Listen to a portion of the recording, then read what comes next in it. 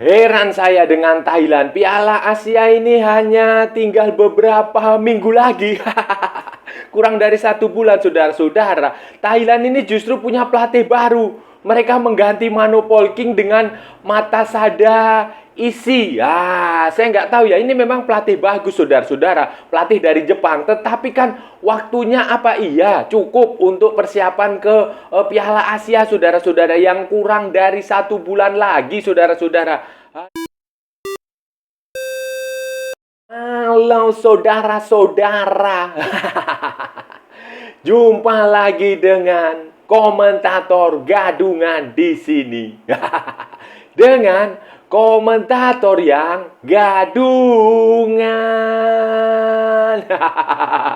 Seperti biasa, saudara-saudara, seperti biasa. Kalau kita sudah bertemu, pasti akan ada yang kita bicarakan. Akan ada yang kita cakap. Akan ada yang kita ulas. Akan ada yang kita analisis, kita bacotin tentang sepak bola di seputaran Asia Tenggara. Di negara-negara tetangga, negara-negara jiran, negara-negara serumpun. Indonesia, Malaysia, Thailand, Vietnam, Laos, Myanmar, Kamboja, Brunei Darussalam, Timor Leste, Singapura, Filipina, Wakanda, Konoha, negara api, negara angin, negara air, dan sekitarnya. Semua akan kita bicarakan secara fair, secara jujur, secara adil, tanpa muatan provokasi atau kebencian, berdasarkan fakta, bukan klaim semata.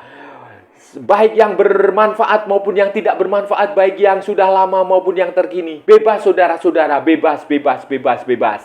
Yang penting sopan.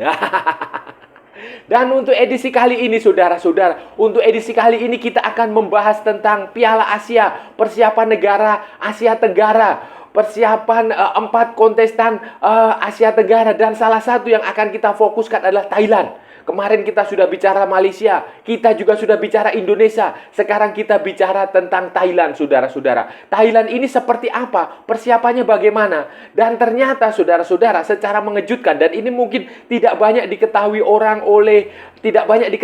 lah dari negara penggemar bola di ASEAN ini. Thailand itu ternyata akan punya pelatih baru, saudara-saudara. Pelatih baru di Piala Asia. Namanya Matasada Isi. Dia mantan pelatihnya Buriram. Matasada Isi ini menggantikan Mano Polking. Ya, ini Matasada Isi ini pelatih yang bagus, saudara-saudara. Prestasi dia di level klub dulu dengan Kashima Antlers juga bagus, dengan Buriram juga bagus.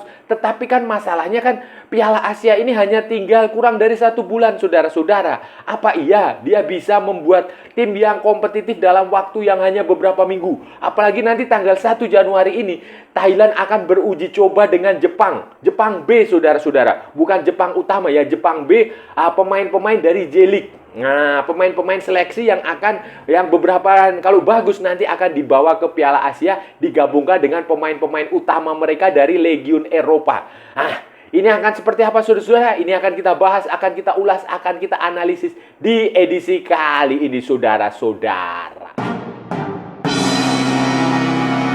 Saudara-saudara, jadi begini, saudara-saudara. Piala Asia ini kan tinggal beberapa minggu lagi lah. Tinggal beberapa minggu lagi. Ya, tinggal nyampe 1 bulan lah. Tinggal 2 atau 3 minggu lah. 2 minggu kalau nggak salah. Dan biasa 4 tim dari Asia Tenggara ini sedang mempersiapkan skuadnya dengan bagus. Malaysia, Indonesia, Vietnam, Thailand itu sedang menjalani pemusatan latihan nasional. Ada yang di luar negeri, ada yang di dalam negeri, ada yang bersiap untuk menggelar pertandingan uji coba.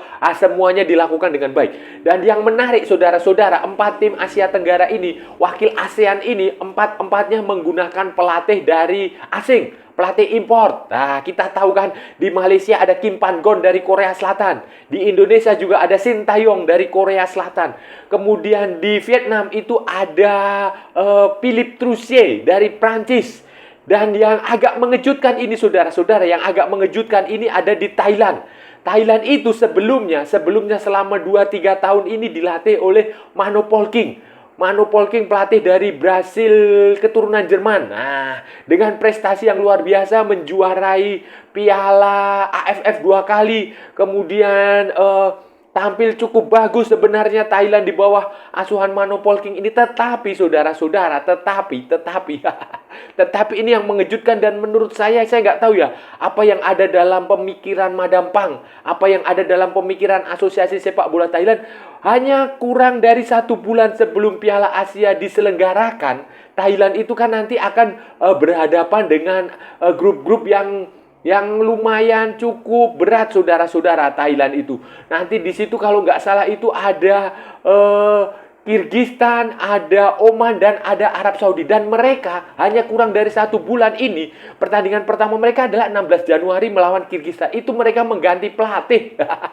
Mano Polking itu diganti, dipecat setelah katanya kalah di kualifikasi Piala Dunia 2026. Waktu itu kalau nggak salah kalah. Ya, pada waktu kan bulan lalu ya, bulan ini mereka menang sekali, kalah ya. Itu Mano Polking dipecat dan diganti dengan Matasada Isi. Ini kan memang aneh, saudara-saudara, aneh.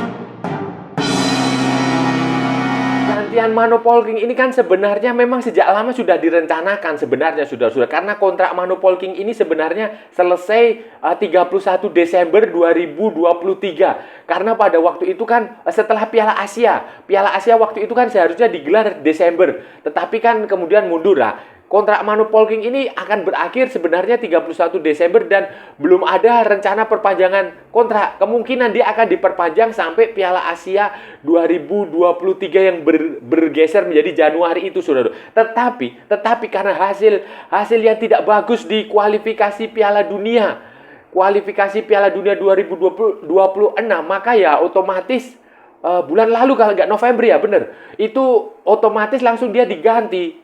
Diganti, saudara-saudara, diganti. Dan ya ini kasihan lah.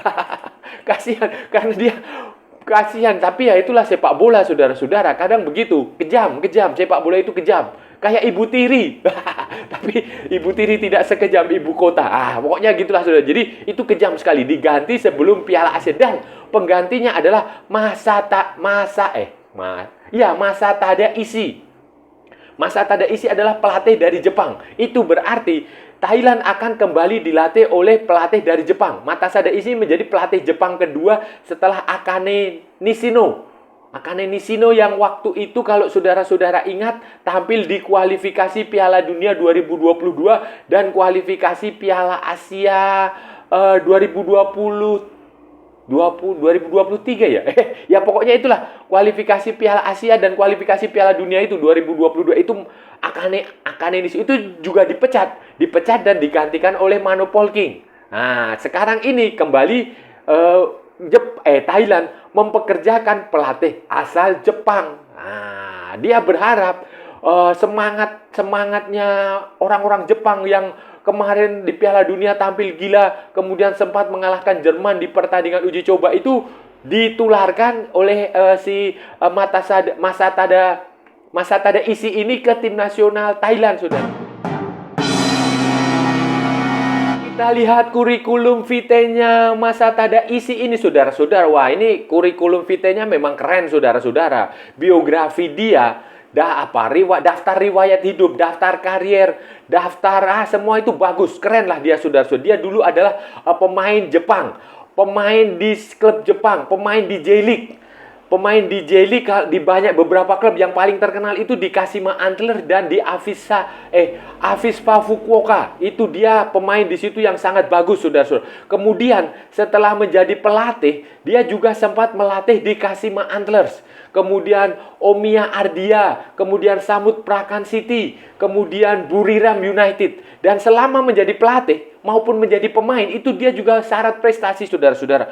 Waktu dia menjadi pemain, dia menjuarai J-League bersama Kashima Antlers tahun 1996. Kemudian ada Emperor Cup tahun 1997 dan J-League Cup tahun 1997. Wah, keren, saudara-saudara, sebagai pemain. Kemudian waktu menjadi pelatih, waktu menjadi manajer, menjadi pelatih itu dia juga membawa Kashima Antlers menjuarai J-League. Tahun, kalau nggak salah, 2016, saudara-saudara. 2016, waktu itu double winners dengan Emperor Cups. 2016. Kemudian sebelumnya, waktu 2015 itu dia juga J-League Cup bersama Kashima Antlers, juara. Kemudian, Japanese Super Cup 2017. Kemudian kalau saudara-saudara ingat, Masa Tadaisi ini adalah pelatih yang memimpin Kashima Antlers ikut ke Piala Dunia Antar Klub 2016.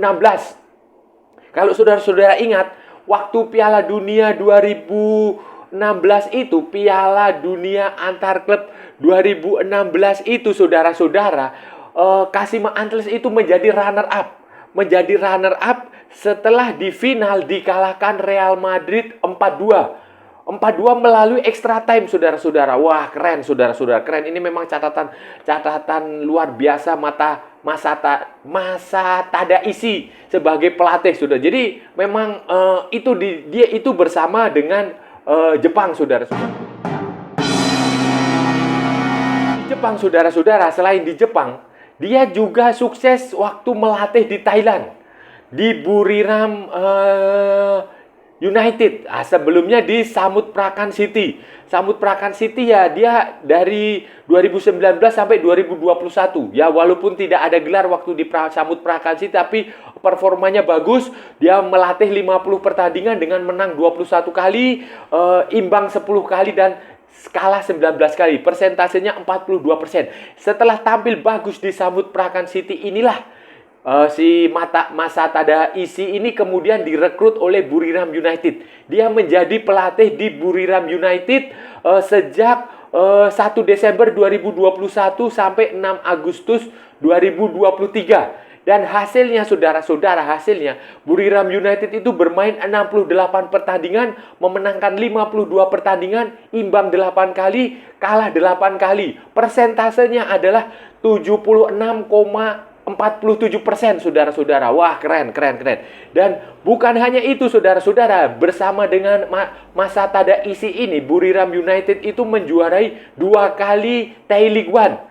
2001, 2002, dan 2002-2023. Kemudian Piala FA Thailand 2021, 2022, 2023. Kemudian Thai League Cup 2021, 2022, 2022, 2023. Jadi treble winner dalam 2 musim beruntun. Wah, gokil, saudara-saudara, gokil. Walaupun dia sebenarnya bisa meraih quadruple, 4 gelar dalam 1 musim. Sayangnya waktu di Thailand Champions Cup, itu semacam Piala Super, itu dia kalah 2 kali, 2022 dan 2023. Tetapi walaupun begitu, catatan dia treble winner 3 kali berturun-turun di liga kompetisi Thailand itu kan luar biasa, saudara-saudara. Dan itu sudah cukup membuat asosiasi sepak bola Thailand, khususnya Madam Pang. Madam Pang itu adalah manajernya Thailand, untuk menunjuk Masa Tadaisi sebagai penggantinya Mano Polking, saudara.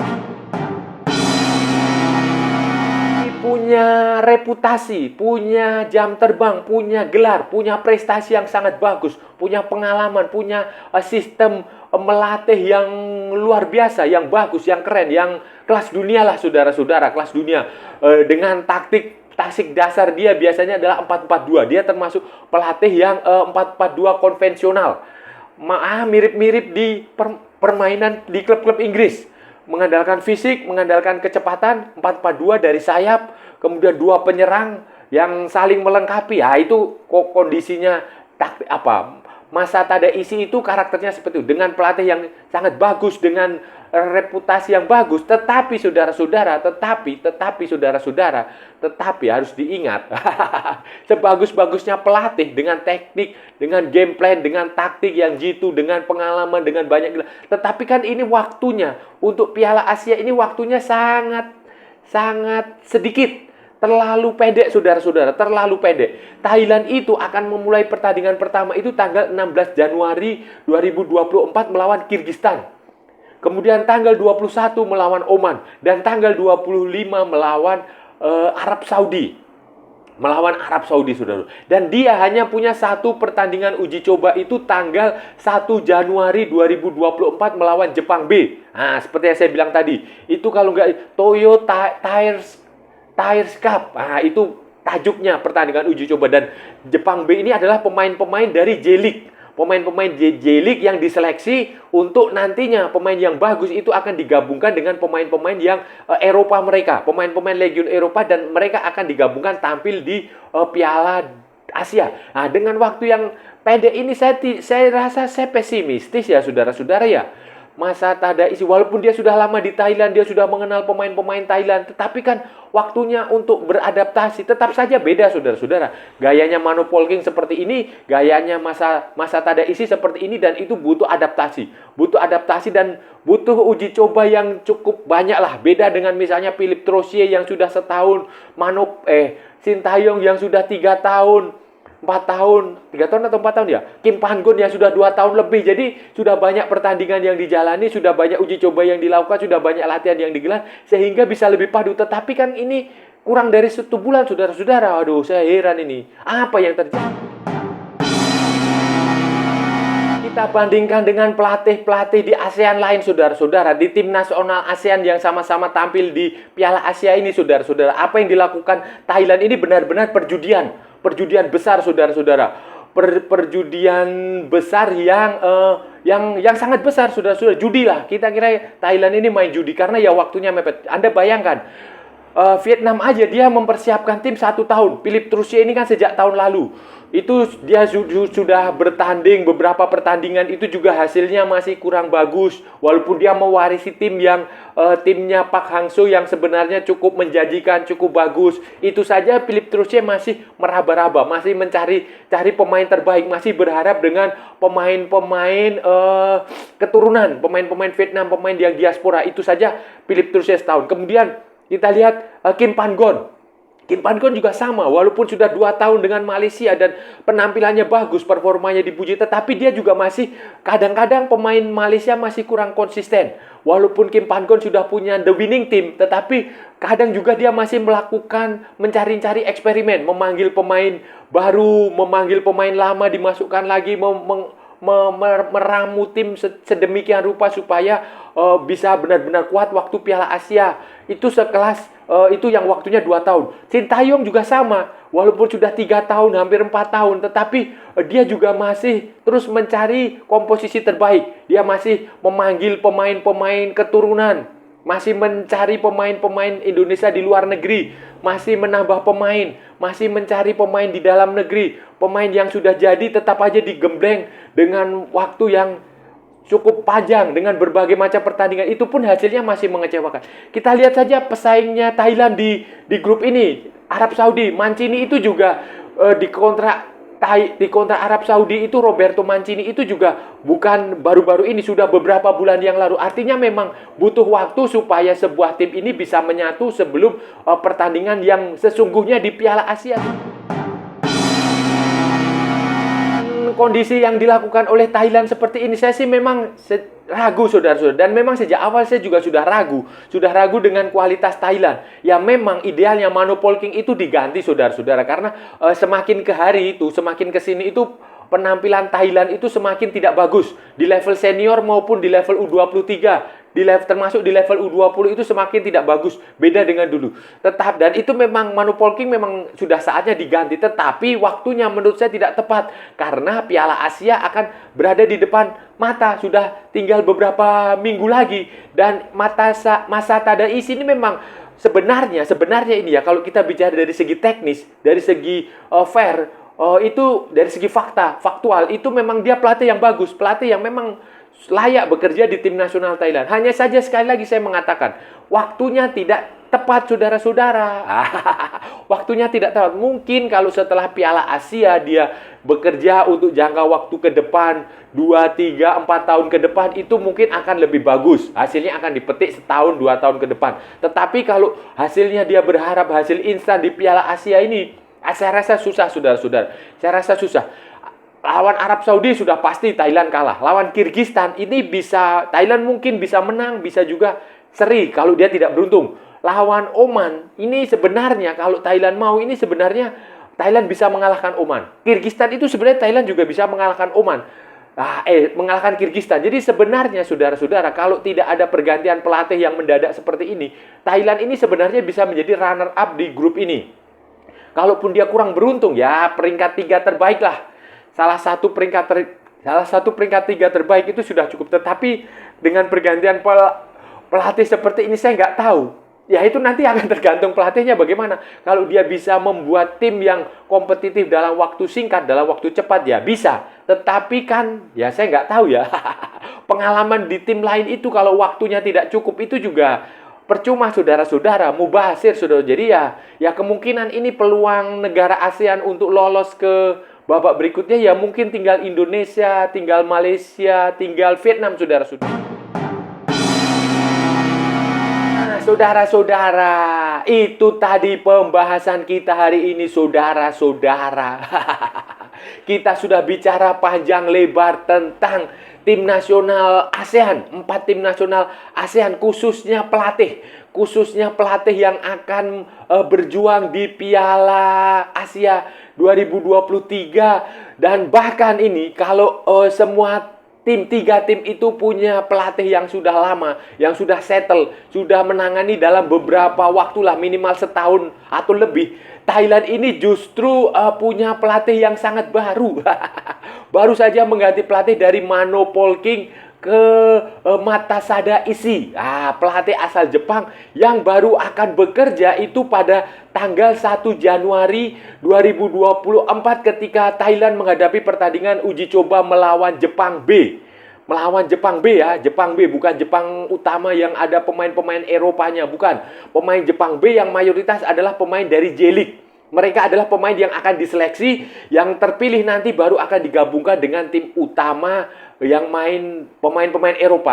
Ini kan sangat mengejutkan saudara-saudara. Saya nggak tahu, memang kualitas pelatih Matasada Isi ini bagus, tetapi kan waktunya apa iya cukup saudara-saudara. Jadi ya saya sih mulai meragukan kalau nanti Thailand bisa lolos ke fase knockout, ke babak 16 besar saudara-saudara.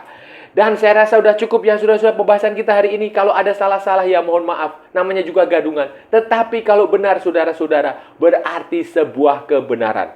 Kalau saudara-saudara merasa channel ini bermanfaat, berguna, menghibur, menginspirasi, silakan like, share, and subscribe.